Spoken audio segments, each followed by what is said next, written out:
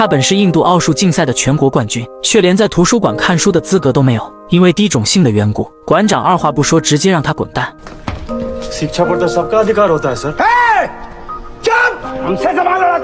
然而就在他无奈的准备离开时，好心的助理却给了他一个提示：只要他能在这些杂志上发表文章，他将获得这些杂志的终身订阅权。那时他便可以随意出入印度所有图书馆。助理的话如同一缕晨曦的阳光，瞬间照亮了阿南德的内心世界。之后，阿南德便埋头在空荡的教室里钻研杂志上的难题，灵感如泉涌，笔耕不辍间。时光轻舞，岁月留香，夕阳的余晖轻抚着泛黄的黑板，洁白的字里行间闪耀着梦想与希望。这份对知识的坚守，终将绽放智慧的光芒。一段时间后，难题终被破解。他怀揣着满腔的喜悦飞奔回家，在弟弟的钱包中取走为数不多的钱币。然而这点钱根本不够寄往伦敦的邮费，囊中羞涩的他只能求助父亲，无奈父亲也无法凑够邮费所需的220卢比。于是他请求同事捐款相助，并保证儿子将来定会跨越阶级，大有可为。然而低种姓无法翻身的思想早已深深刻入这帮人的骨髓。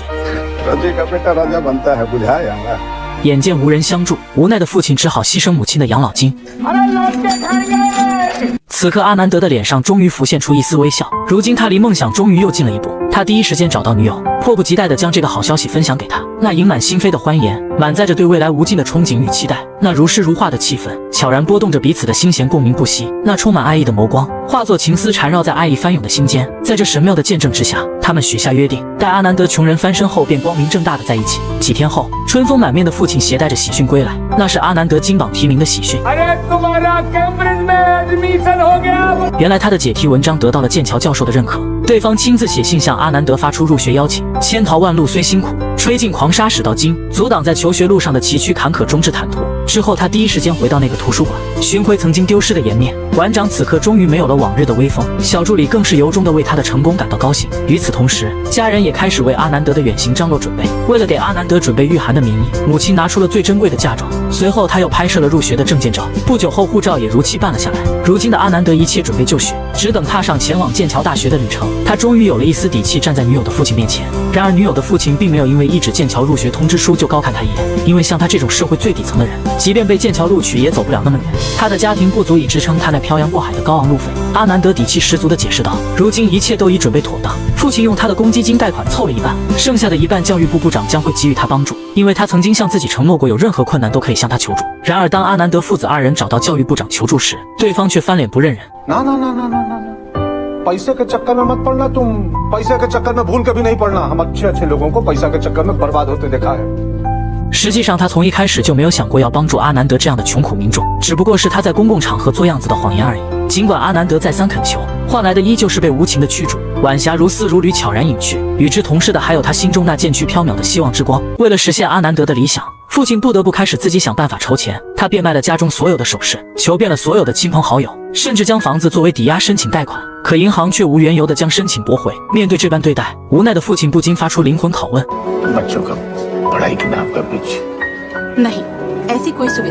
接二连三的碰壁让父亲也开始变得迷茫。他曾经教育阿南德，晚上我们做梦畅想未来，白天我们努力让梦想成真。可如今儿子的梦想触手可及，而身为父亲他却无能为力。那些曾在暗淡岁月里点亮前行之路的箴言，终究成了遗憾之海的沉船残骸。心力交瘁的父亲最终没能顶住压力，突发心梗。兄弟二人在大雨中拼了命的与死神赛跑。然而关键时刻，车链子却被拉断，最终因为错失了最佳救助时间，父亲的生命被永远的定格在了这个雨夜。父亲的离开不仅让家里失去了主要经济来源，还彻底的带走了阿南德心中的诗和远方。为了维持家中生计，阿南德不得不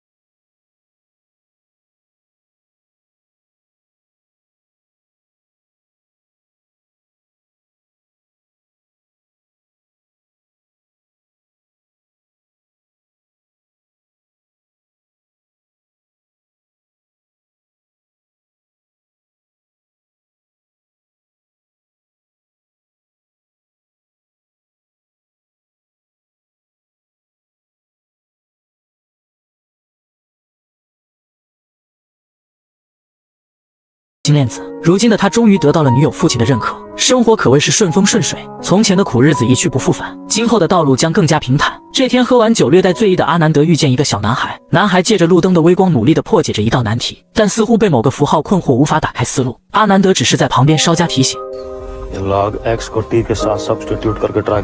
男孩瞬间理解，并很快将难题解开。可还没等男孩完全解完题目，他的父亲就催促他扔掉书本，赶紧干活。望着男孩离去的背影，阿南德隐约中似乎看见了曾经的自己。随后，阿南德乘坐男孩父亲的3轮车回家。他好奇地询问为什么男孩没有去学校读书，可男孩的父亲却没有说原因，而是给他讲了一个故事。从前有个孩子射箭百发百中，但国王听说后非但没有重用，还砍掉了他所有的手指。ताकि राजा का बेटा अर्जुनवा सबसे बड़ा योद्धा बना रहे। आज भी वही हो रहा है, आगे भी राजा का बेटा ही राजा बनेगा。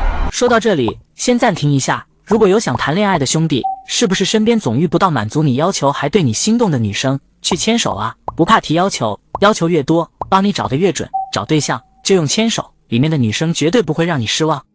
这些话瞬间将阿南德的酒意驱散，父亲曾经的话不停地在他耳旁萦绕。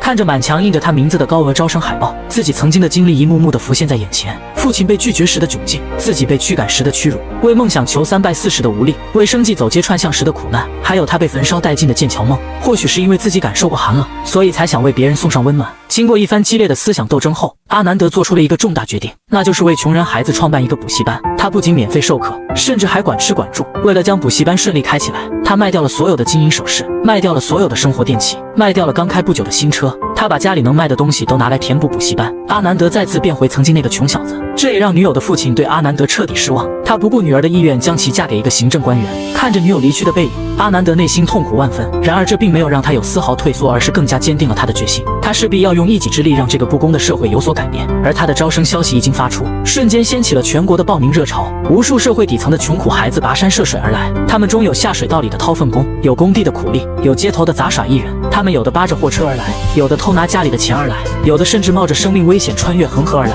虽然他们来自不同的地方，但是他们却有一个共同的目标，那就是通过知识改变命运。因为精力和经费有限，阿南德只能从这成千上百个穷苦孩子中择优录取30名，而第31名的孩子仅1分之差，遗憾落选。他恳求阿南德给他一个旁听的机会，阿南德则告诉他这一分的重要性。有时候这一分往往是通往成功的关键。无数学子因为1分遗憾落榜，阿南德希望男孩做好充分准备，来年再来报名。男孩也明白了这个道理，转身离开。可他前脚刚走，培训机构的老板便找上门。因为阿南德的离开，许多奔着阿南德名字报名的富家子弟要求退还学费，这让老板损失惨重。更严重的是，阿南德的免费招生让他高昂的学费显得愈加突兀。为了培训机构能够继续营业，为了缓解富家子弟的威压，老板不得不低下头恳求阿南德回去。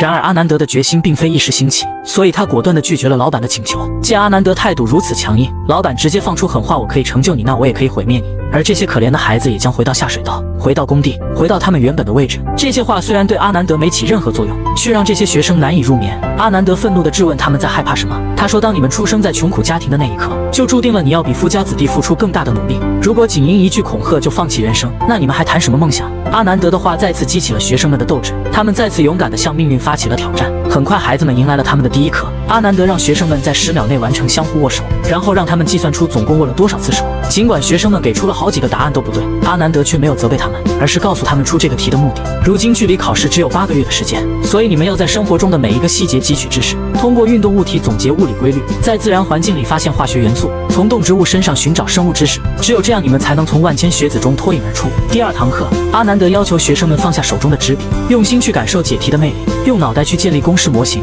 这样才能彻底打开解题思路。除此之外，阿南德还注重实践与理论的结合，随时随地向学生们提出问题。他们会在球场上探讨速度与力的公式，会运用鸡蛋总结数列求和方法，会通过火车的运动讲解加速度的概念。然而就在他们全力以赴备战高考的同时，老板却想尽一切办法疯狂报复阿南德。他先是命人切断了补习班的电源，然而学生们却利用蒸汽发电让教室重现光明。接着他哄抬物价，将教材涨至天价，然而学生们却自制投影仪迎刃而解教材稀缺问题。阿南德的理论与实践相结合的教育方式得到了淋漓尽致的展现。虽然躲过了老板的各种刁难，但是有一个现实的问题是他们无法逃避的，那就是资金问题。长时间的免费教学几乎耗光了阿南德所有的积蓄，如今他们甚至连一顿饱饭都成了奢望，还拿什么去挑战未知的高考？阿南德尝试找银行贷款，然而银行也是老板的关系户，根本不会理会他们的死活。走投无路的阿南德只好低头寻求老板的帮助。老板为了让阿南德心甘情愿地重新回到培训机构，直接拿出一沓钱向阿南德发起挑战，只要阿南德的补习班赢了，钱就归他，反之如果他输了就得关闭补习班，无条件的回来继续任教。虽然阿南德心中没有必胜的把握，但此时的他已经别无他法，只能硬着头皮应下这场比试。他们找来行政官员为他们公证，随后便开始了2个补习班的较量。尽管这些孩子发自内心的热爱学习，尽管他们个个头脑精明，瘾无绝人，但还是以1分之差遗憾落败。老板得意地炫耀着胜利，并邀请阿南德上台宣布重回培训机构，富家子弟更是欢呼雀跃，欢迎老师回归，而穷孩子们则是满脸绝望。也许这次他们真的要回到以前穷苦的生活了。正当阿南德无奈地准备宣布解散补习班时，一名正义的记者站了出来。他曾收到匿名来电说阿南德是被胁迫的，于是他提议查看双方协议，而此时协议却不翼而飞，原来是曾经的女友偷走了协议。这也算是为他们不完美的爱情画上了一个完美的句号。为了维护这些穷孩子的梦想，阿南德毅然地否认了自己签过协议。气急败坏的老板疯狂地辱骂阿南德，势必要让他付出惨重的代价。回去后，阿南德质问学生们为什么会输，这些题对他们来说简直信手拈来，但是在考场上面对巨大的贫富差距，让他们愈发自卑。उनके साथ बैठे ना हमारा दिमाग काम करना बंद कर दिया था। शायद इसीलिए पूरा भाग गया सर। इससे बोला नहीं होगा भाई, वो लोग हमसे बहुत आगे हैं, हम उनसे नहीं जीत पाएंगे। इससे अंग्रेजी दुनिया में हमारे लिए कोई जगह नहीं है सर।阿南德这才明白，原来自卑是这群穷孩子最大的问题。为了提升他们的自信心，阿南德命令他们撒红节这天在广场上用英语表演一场20分钟的舞台剧，期间不能有一句印度语，如果谁做不到就滚蛋。第二天的舞台上，学生们一个接一个的用蹩脚的英语介绍着自己，然而台下的嘲笑声却愈发激烈，甚至做出手势让他们滚下舞台。就在他们即将崩溃的时候，阿南德老师坚毅的眼神再次给予他们鼓舞，学生们深埋心底的血性彻底被激发，他们不再恐惧，而是坚定地站在舞台上，大声地唱歌，勇敢地跳舞。伴随着激昂的鼓声，舞步也变得愈发自信。渐渐的，台下的观众也都被他们感染，全部融入到这场节日的狂欢。而学生们也终于挣脱阶级的束缚，重拾自信，解决了孩子们的自信问题。阿南德开始解决资金问题，他将苗头指向了一家餐厅。他来到柜台找到老板，直接告诉老板，你的店将在3年4个月21天后倒闭。起初老板以为他是来故意找茬的，可阿南德运用他的数学知识为老板算了一笔细账。他告诉老板，你的店看似盈利，实际上你忽视了成本率、折旧率以及货币贬值率，再加上客户的流失率，那么换算下来，你每个月的实际收益是0。阿南德说的有理有据，老板则是越听越紧张。说完，阿南德转身就要离开，老板连忙叫住他，寻求解决方案，而阿南德则趁机要求餐厅为他提供3个月的伙食。老板犹豫了一下，还是答应了他的要求。就这样，补习班的生存问题得到了暂时性的解决。然而，另一个更大的灾难却悄然而来，因为阿南德的公益性教学已经严重影响到培训中心的顺利开展，教育部长无法从中谋取私利，于是他命令老板无论用什么办法，定要让阿南德的补习班彻底消失。迫于部长的威压，老板当晚就联络了几名杀手。然而其中一名杀手因在监狱中曾经受恩于阿南德的父亲，所以他向阿南德透露了消息。尽管如此，阿南德并没有退缩，既然选择了这条路，那就让暴风雨来得更猛烈些吧。果然当晚阿南德就遭遇了枪击，幸运的是枪击并没有击中要害，于是杀手又准备将他推至铁轨。阿南德拼命挣扎，仍无法挣脱束缚。好在弟弟及时赶到救下阿南德，奄奄一息的阿南德被送往医院，然而冷漠的医生却迟迟不肯为他办理住院手续。这时一名实习生认出了阿南德，他向医生介绍阿南德是免费教穷人的好人，然而医生却不为所动。原来他是一名凭借关系进入医院的庸医，医院所有人将其甩在一边，开始了对阿南德的抢救。当老板得知刺杀失败后，并不想就此善罢甘休，他组织了更多人手直奔医院而来。阿南德深知老板的为人，为了学生们的安全，他让他们赶紧离开此地。然而没有一个人选择逃避，他们将这场战斗看作一场理论与实践的考试。他们先是利用电磁制作了一个火轮胎，通过控制轮胎来消耗杀手们的子弹，然后再利用声音的反射原理迷惑杀手，让他们无法辨清学生们的位置，只能朝声音的方向疯狂射击。很快便耗完了所有子弹，学生们将其引入一个空病房，然后拉下闸门将他们牢牢锁在里面。可没想到的是，还有源源不断的杀手正在赶来。于是他们利用听诊器做成弹弓，利用化学药物制成燃烧品。那绽放的光芒不仅解救了老师，同时也照亮了他们前行的路。几个月后，学生们终于完成了高考。伤愈出院的阿南德和他们一起等待着成绩的揭晓。他让学生们闭上双眼，想一想他们的父母，无论身处何地，无论成就多高，都要感念父母恩。这也是他给学生们上的最后一堂课。在众人焦急的等待中，终于迎来了发榜时刻。令人震惊的消息也随之而来，这30名社会最底层的穷孩子全部考上了印度理工学院。这一刻，世界因为他们正在发生着改变。国王的儿子将不再是国王，更有能力的人将登上王座。这是一个真实故事。这30名穷学生也都真实的考入了印度理工学院。接下来的16年间，阿南德又陆续将422名穷学生送进了印度理工学院。他的补习班被称为贫民窟里的状元班，他的贡献得到了全世界的广泛赞誉。虽然他没能到达自己理想的彼岸，但他却乐于播撒希望的种子于人间。他的陪伴虽短暂如流星划过，但其影响力足以使学子们的心灵深处响起悠长的回声。或许在未来的某个时刻，我们会领悟到老师们的深深用意，他们的话语将成为我们一生的宝藏。当岁月流转，回首往昔，这些宝藏将化作心甜的甘霖，抚平过往的坎坷，承载内心的喜怒哀乐。这群孩子的努力也同样重要，他们提着自己的梦想而来，怀揣着改变现状的决心而来，也携带着乘风破浪不辞艰辛的勇气而来。所以最终他们克服了一切命运的刁难，摘得了心中的理想。还有几天将迎来24年的高考，我想对所有的高考学子说，愿你笔耕不辍，金榜题名，愿你智慧如星，照亮前程，高考顺利，未来可期。